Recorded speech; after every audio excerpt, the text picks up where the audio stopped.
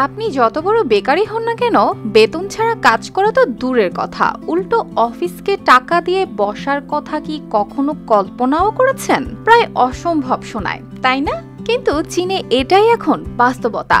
দুর্বল চাকরির বাজারে যেখানে তরুণরা চাকরি পাচ্ছে না, সেখানেই তারা উল্টো টাকা দিয়ে অফিসে বসে কাজ করছে মিথ্যা মিথ্যা। অদ্ভুত শোনালেও এইটাই হয়ে উঠেছে চীনের এক নতুন ট্রেন্ড। চীনের মন্থর অর্থনীতি আর ক্রমবর্ধমান বেকারত্ব যা 14% বেশি তরুণদের নতুন পথ খুঁজতে বাধ্য করছে। কেউ ঘরে বসে সময় কাটাতে চাইছে না, তাই প্রতিদিন 30 থেকে 50 ইউয়ান খরচ করে ভাড়া নিচ্ছে এক একটি ভুয়া অফিসের সিট। এখানে আছে কম্পিউটার, ইন্টারনেট, চা, কফি, মিটিং রুম, সবকিছুই যেন একেবারে আসল কর্মস্থলের মতো। 30 বছরের সুই জৌ এই ধারার একজন।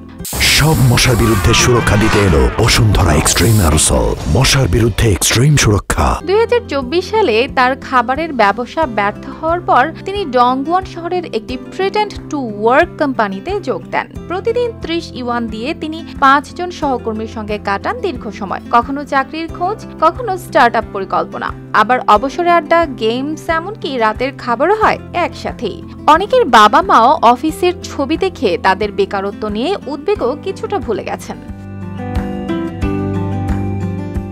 এমন অফিস শুধু ডংগুয়ান নয়, ছড়িয়ে পড়াচ্ছে শেনজেন, সাংহাই, উহান, চেংদু, সব বড় শহরেই। কারো লক্ষ্য নতুন চাকরি পাওয়া, কেউ নিজের ব্যবসা শুরু করতে চায়, আবার কেউ বাবা মা বা শিক্ষকের চাপ এড়াতে চায়। বিশেষজ্ঞরা বলছেন এটি মূলত এক ধরনের সামাজিক খোলস, যেখানে তরুণরা মূলধারার চাপ থেকে কিছুটা দূরে সরে সাময়িক স্বস্তি খুঁজছে।